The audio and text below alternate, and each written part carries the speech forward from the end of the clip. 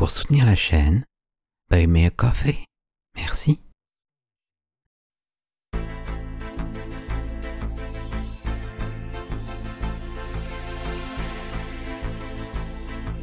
La cité d'or et de plomb.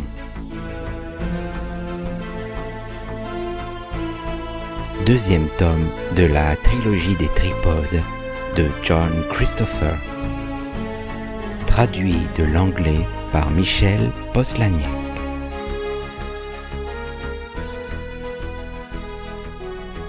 Chapitre 7. Le chat de mon maître.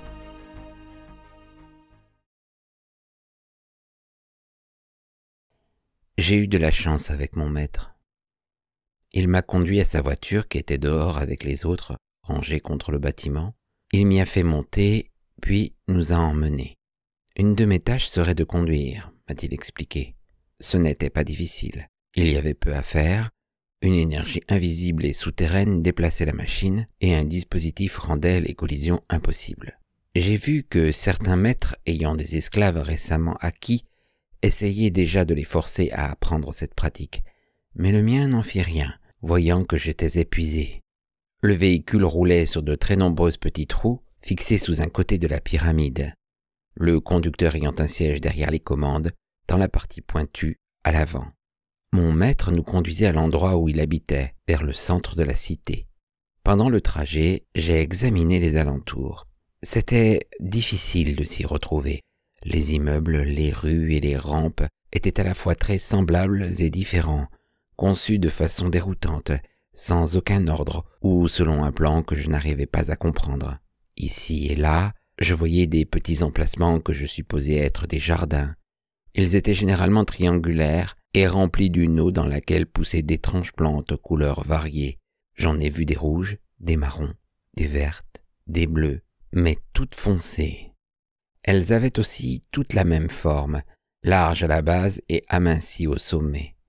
De la vapeur montait de la plupart de ces bassins jardins, et dans certains, j'ai vu des maîtres se mouvoir lentement ou bien rester debout comme les arbres eux-mêmes enracinés dans l'eau.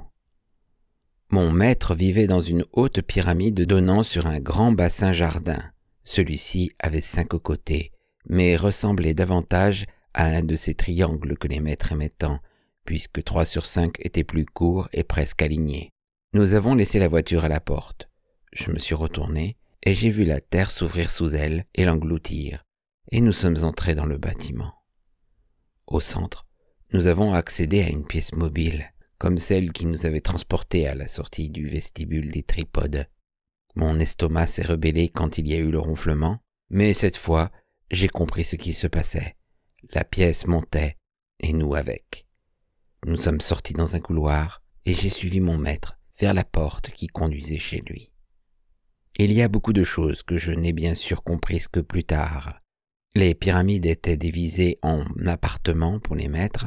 À l'intérieur, il y avait une pyramide plus petite, complètement enclose dans la première, destinée au rangement des provisions, au garage des voitures, avec un espace réservé aux esclaves, etc. Les appartements se trouvaient dans la partie extérieure, et on pouvait juger de l'importance d'un maître dans la cité à l'emplacement de son appartement. Le plus prestigieux était tout en haut, la pyramide, au sommet de la pyramide. Les suivants étaient les 2 triangulaires immédiatement en dessous, puis venaient les appartements aux angles de la pyramide, en ordre décroissant. Mon maître n'était que modérément important. Son appartement était dans un angle, mais plus près de la base que du sommet. À première vue, la cité avec tous ses hauts bâtiments m'avait fait penser que le nombre des maîtres devait être fantastique. En regardant de plus près, je compris que cette impression avait été trompeuse. Tout était à une bien plus grande échelle que l'échelle humaine à laquelle j'étais habitué. Les appartements, en particulier, étaient spacieux, avec de grandes pièces très hautes, 6 mètres ou davantage. Du couloir, on entrait dans un corridor à plusieurs portes. Les portes étaient circulaires et fonctionnaient selon le même principe que dans le tripode. Une partie pivotait en se relevant quand on touchait à un genre de bouton. Il n'y avait ni serrure, ni verrou. Dans une direction, le corridor tournait à angle droit pour déboucher finalement dans la partie la plus importante de l'appartement, la salle triangulaire qui donnait sur l'extérieur. Là mangeait et se reposait le maître. Au centre de la pièce, il y avait un petit bassin-jardin circulaire dont l'eau chauffée par en dessous fumait. C'était son endroit favori. Mais on ne m'a pas montré cela tout de suite. Le maître m'a emmené dans l'autre direction. Ça se terminait par un mur aveugle, mais il y avait une porte à droite juste avant. Le maître m'a dit « Voici ton refuge, garçon. Il y a un sas à l'intérieur. C'est l'endroit où l'air est changé. Et au-delà, tu peux respirer sans le masque. Tu y dormiras et mangeras, et tu pourras y rester, ainsi que dans la salle commune, quand je n'aurai pas besoin de tes services. Tu peux te reposer un peu maintenant. Une cloche sonnera à l'heure prévue. Tu devras remettre ton masque, repasser le sas et venir me voir. Tu me trouveras dans la salle vitrée qui est au bout du corridor. » Puis il s'en est allé, léger sur ses pieds courteaux, le long du large et haut corridor. J'ai compris que j'avais été congédié et j'ai appuyé sur le bouton de la porte devant moi. Elle s'est ouverte et je suis entré. La porte s'est refermée automatiquement derrière moi. Il y a eu un sifflement et j'ai senti le courant d'air sur mes chevilles, signe que celui des maîtres était aspiré et remplacé par celui des hommes. Ce ne fut pas long, mais ça m'a paru un siècle avant que la porte opposée s'ouvre et que je puisse passer. Mes doigts arrachaient déjà la boucle de la sangle qui retenait le masque. Je ne croyais pas possible de supporter cet étouffement beaucoup plus longtemps avec la sueur accumulée sur la poitrine. Mais par la suite, j'ai découvert que j'avais eu de la chance. Fritz avait été retenu plusieurs heures pour se faire instruire de ses devoirs avant qu'on le laisse se reposer. Il y avait une autre preuve de la bienveillance de mon maître.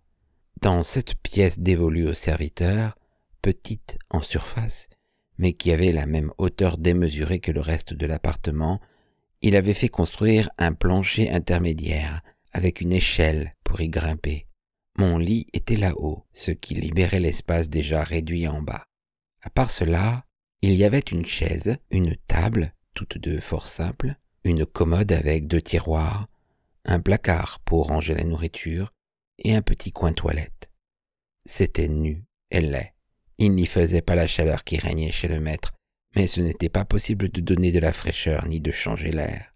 On transpirait, le seul palliatif étant le coin toilette, où il y avait un dispositif pour s'arroser le corps. L'eau était tiède pour la toilette et pour boire, mais plus fraîche au moins que l'air environnant. Je l'ai laissé couler longtemps, je me suis lavé et me suis changé, mais l'air avait rendu mes vêtements humides avant que je les aie portés. Aucun vêtement n'était jamais sec dans la cité. Dans le placard, j'ai trouvé de la nourriture empaquetée. Il y en avait de 2 sortes, un genre de biscuits à manger sec et des granulés à mélanger à l'eau tiède du robinet. Rien de cela n'avait grand goût, et en tout cas avait le même. C'était fabriqué par des machines, quelque part dans la cité. J'ai goûté un bout de biscuit, mais j'ai trouvé que je n'avais pas encore assez faim pour manger ça. J'ai préféré me hisser péniblement sur l'échelle, effort considérable dans cette cité de plomb, et me suis laissé tomber sur le lit nu et dur qui m'attendait. Il n'y avait pas de fenêtre, bien sûr, mais dans chaque pièce une ampoule à lumière verte, actionnée par un bouton. J'ai appuyé sur ce bouton, et j'ai sombré dans l'obscurité et l'oubli, rêvé que j'étais revenu dans les montagnes blanches, et que je disais à Julius que les tripodes étaient en papier, pas en métal, et qu'on pouvait leur couper les pieds à la hache. Mais au milieu de mon rapport, j'ai entendu un son violent et métallique. Je me suis réveillé en sursaut en me rendant compte de l'endroit où j'étais, et qu'on m'appelait.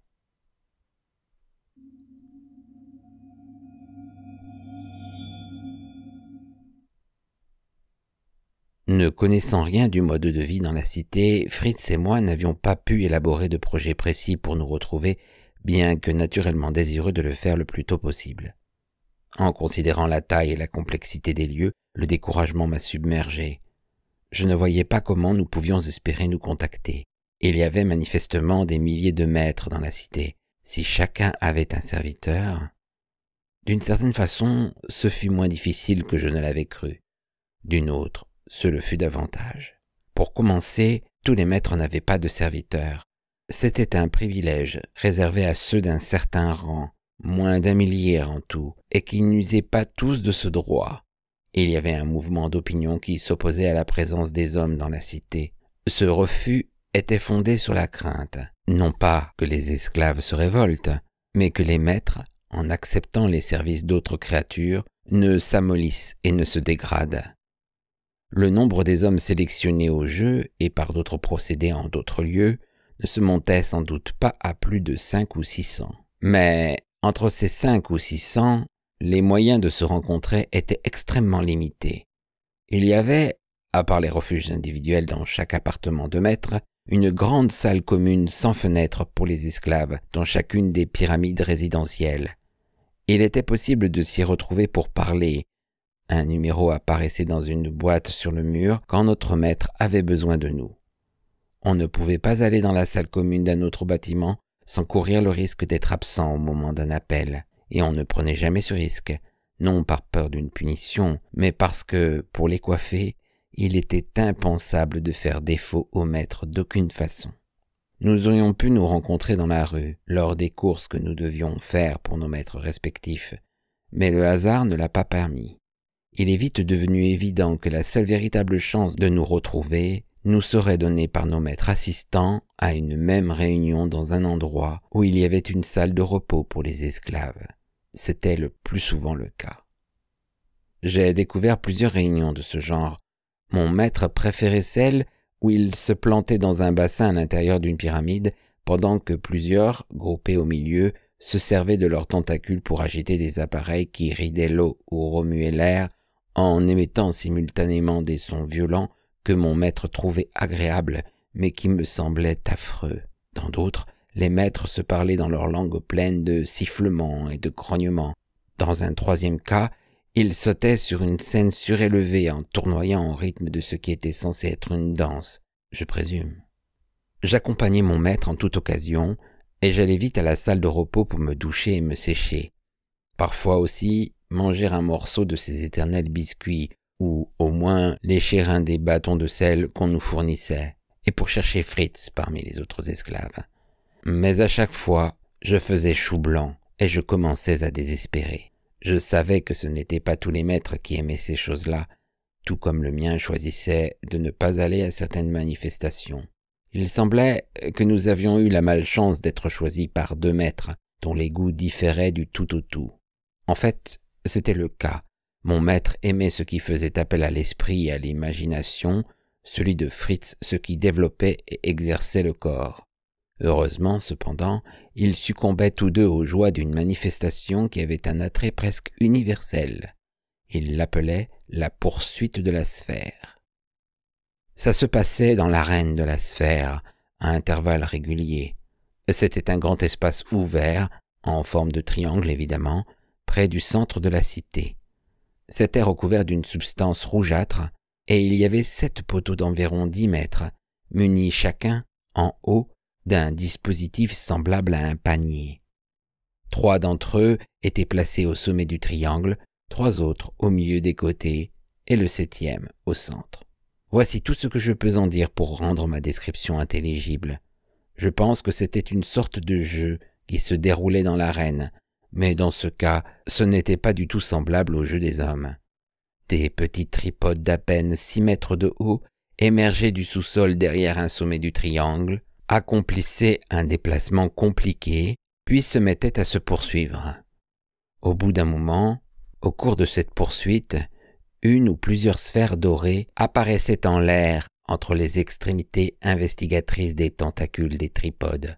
C'était généralement accueilli par une forte acclamation des maîtres qui étaient assis tout autour sur des gradins, et cette acclamation augmentait tandis que la course-poursuite continuait derrière ce ballon doré et étincelant qui rebondissait entre eux.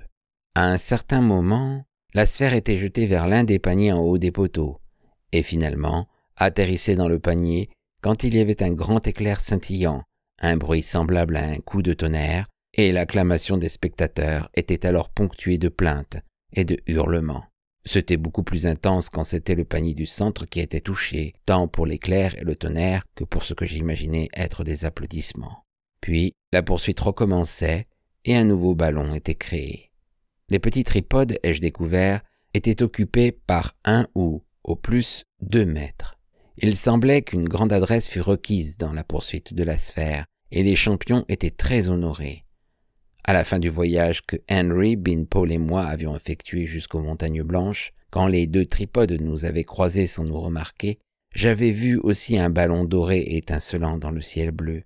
J'ai compris que les maîtres conduisant ces tripodes-là devaient être en train de s'entraîner pour la poursuite de la sphère suivante, et qu'ils étaient trop absorbés pour se laisser distraire par autre chose.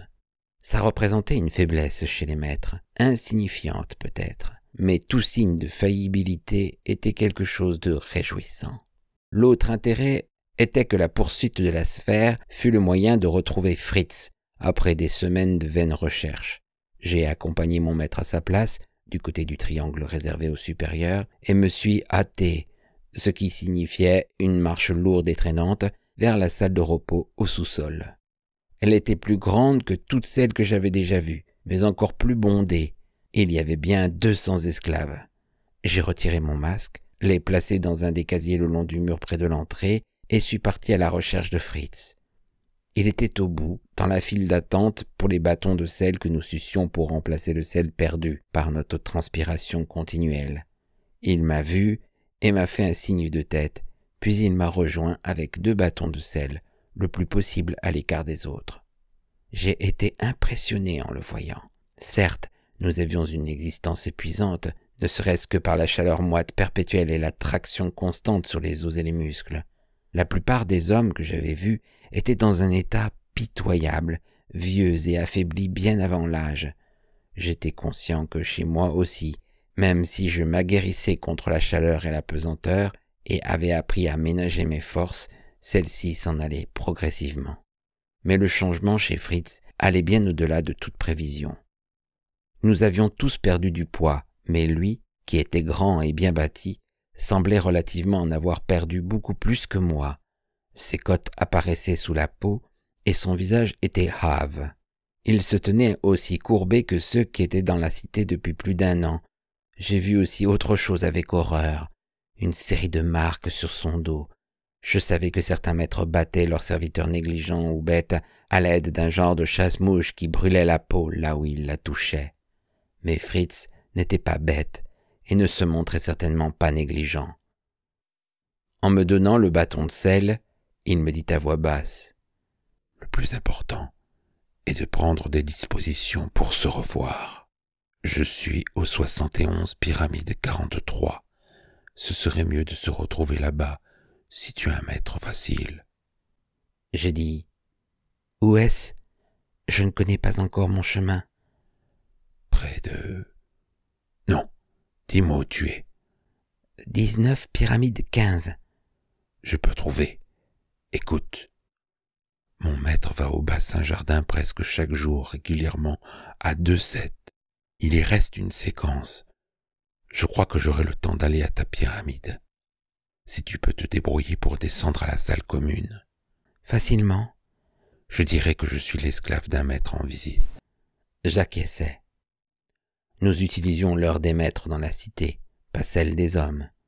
Le jour était divisé en 9 séquences et chacune en 9e. Cet usage était compliqué parce que le jour commençait au lever du soleil et l'horaire changeait donc continuellement.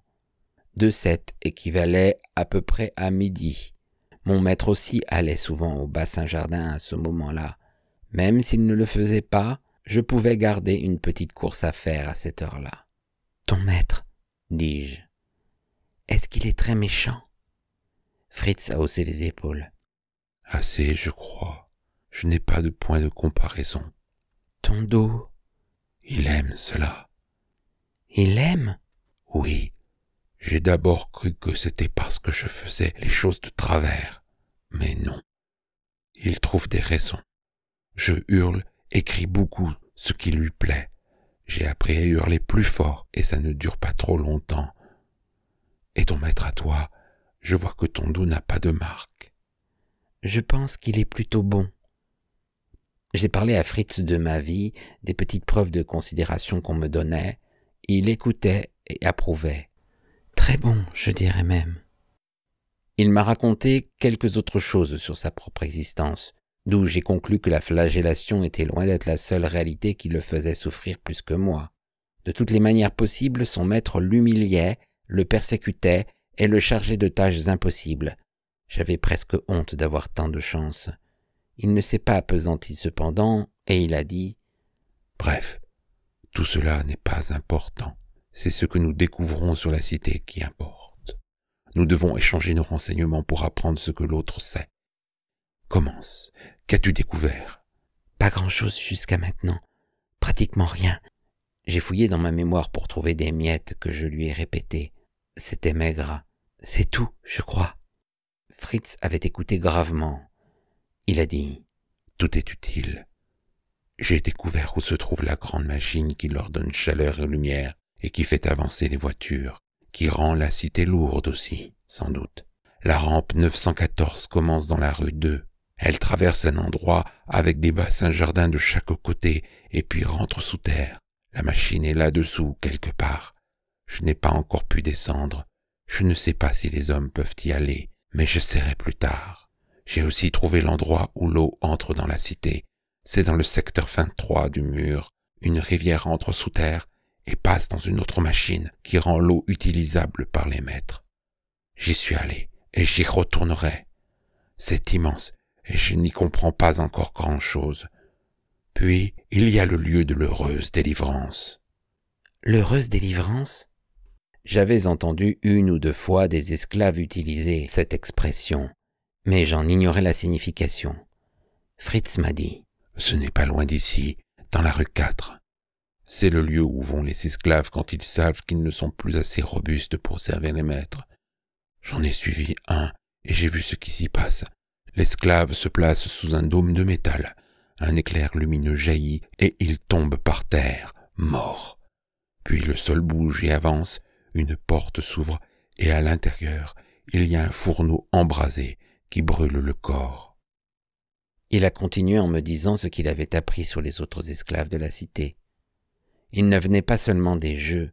Dans d'autres pays, ils étaient sélectionnés de différentes manières, mais toujours pour leur jeunesse et leur force. Même quand leur maître était tolérant ou peut-être gentil, comme le mien, la vie dans la cité les tuait, lentement mais sûrement. Certains s'effondraient ou mouraient presque aussitôt, d'autres duraient 1 an, 2 ans. Fritz avait rencontré un esclave qui était depuis plus de 5 ans dans la cité, mais c'était exceptionnel. Quand l'esclave savait que la mort était proche, il allait de son plein gré au lieu de l'heureuse délivrance et mourait avec la béate conviction d'avoir servi les maîtres jusqu'au bout de ses capacités et de ses forces. J'ai écouté tout cela avec attention et j'ai eu honte. J'avais trouvé ma vie dure et avais pris cela comme excuse pour ne pas faire grand-chose. En effet, j'avais attendu d'entrer en contact avec Fritz avant d'agir. Lui, en but à de bien plus grosses difficultés, avait néanmoins progressé dans la tâche que nous nous partagions et dont dépendait l'avenir de l'homme. Je lui ai demandé « Comment as-tu réussi à savoir tout cela si tu ne peux sortir que pendant les 2 heures qu'il passe au bassin jardin ? Tu n'as pas pu apprendre tout cela en si peu de temps, assurément. » Il y a un autre maître avec lequel il a passé la journée 2 fois. C'est l'un de ceux qui désapprouvent l'institution des esclaves et mon maître m'a laissé seul. Je suis donc sorti explorer. S'il était revenu inopinément ou s'il t'avait appelé. Il y avait un dispositif dans chaque maison grâce auquel chaque maître pouvait appeler son esclave. Fritz m'a dit « J'avais trouvé une excuse. Il m'aurait battu, bien sûr, mais j'y suis habitué. » J'avais été laissé seul à une occasion. J'avais passé la journée à me reposer et à bavarder dans la salle commune. J'étais sorti une fois, mais la complexité des rues, des rampes et des pyramides m'avait découragé, et j'étais rentré. Je me suis senti rougir. Nous avions parlé à l'écart des autres, mais de plus en plus d'esclaves arrivaient de l'arène, et la pièce était désormais bondée. Fritz m'a dit « C'est assez maintenant.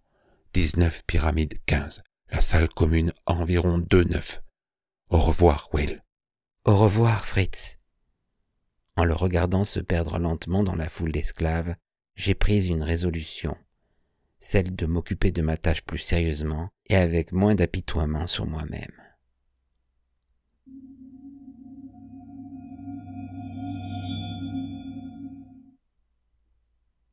Les besognes que j'avais à accomplir pour mon maître n'étaient pas particulièrement difficiles en elles-mêmes. Je devais ranger l'appartement, préparer et servir ses repas, m'occuper de son bain, faire son lit, ce genre-là. La préparation des repas était assez facile, car elle consistait à associer les ingrédients de texture et de couleurs différentes, et de goût aussi, j'imagine, qui se trouvaient dans des sacs transparents. Certains devaient être mélangés avec de l'eau, mais la plupart étaient mangés tels quels. Pour le service, c'était différent.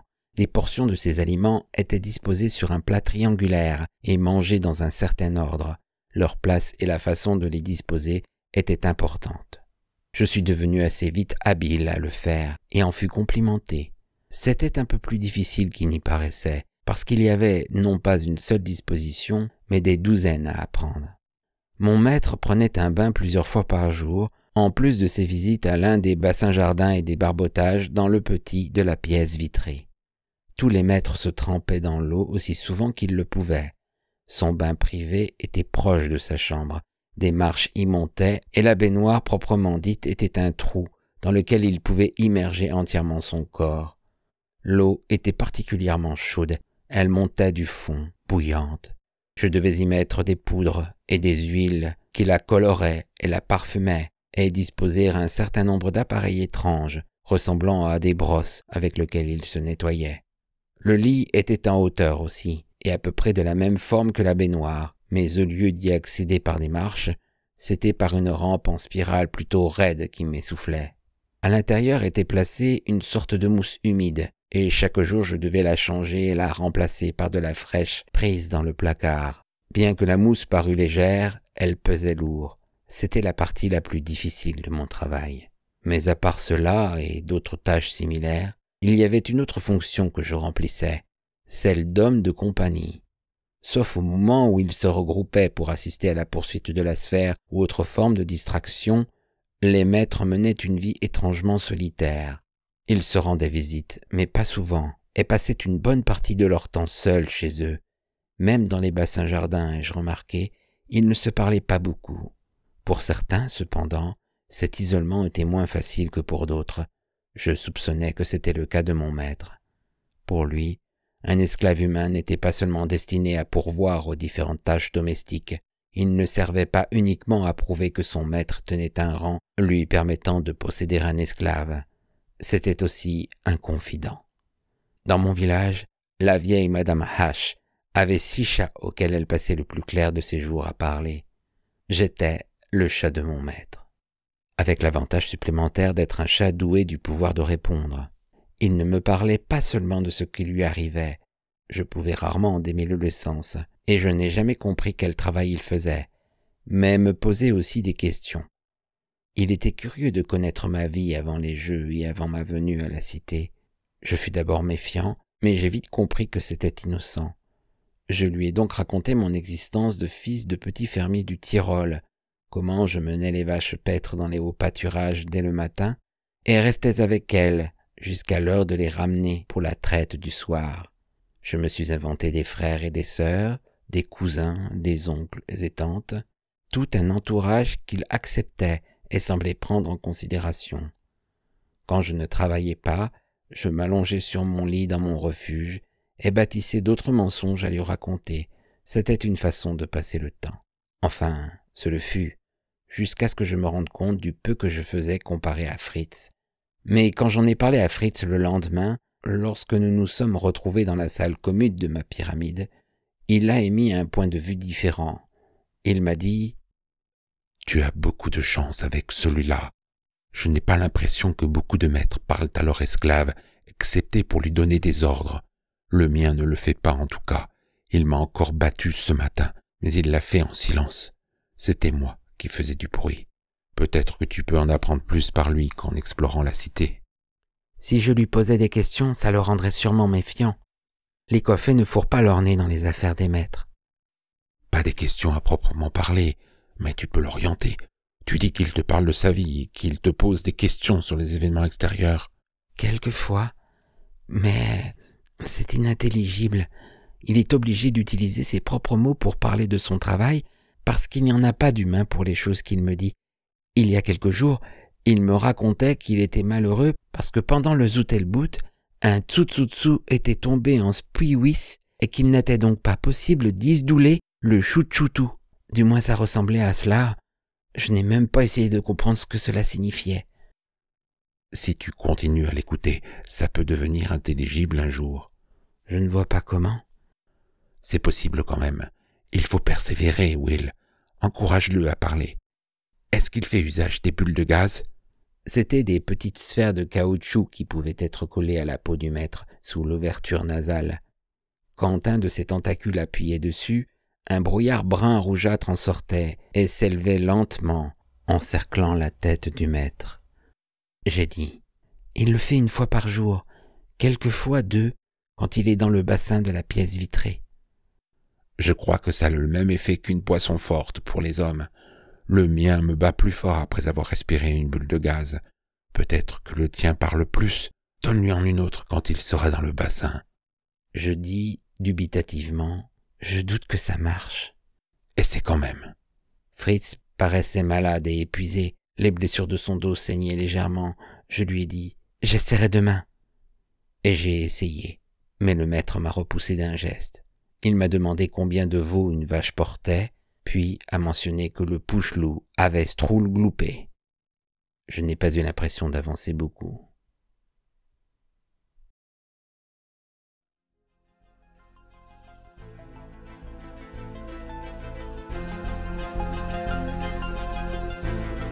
C'était La Cité d'or et de plomb, 2e tome de la trilogie des tripodes de John Christopher. Chapitre 7. Le chat de mon maître. Si vous avez apprécié cette lecture, merci de liker, commenter et de vous abonner à la chaîne. À bientôt.